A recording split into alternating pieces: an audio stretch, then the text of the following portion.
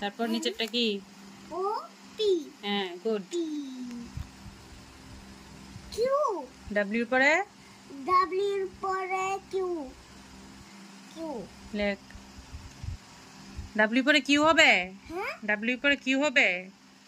কি হয় ডাব্লিউর পরে? ডাব্লিউর পরে পড়তে হবে এক্স। তারপর এস এর পরে? এস এর পরে টি। টি। তারপর ইউর পরে ভি। হ্যাঁ, গুড। বি। ভি। হয়েছে? হ্যাঁ। পেরেছিস? এখন কি লিখবি? এখন ছোট হাতের এবিসি। হ্যাঁ লিখো, ছোট হাতের এবিসি লিখো এখান থেকে। এখান এখান থেকে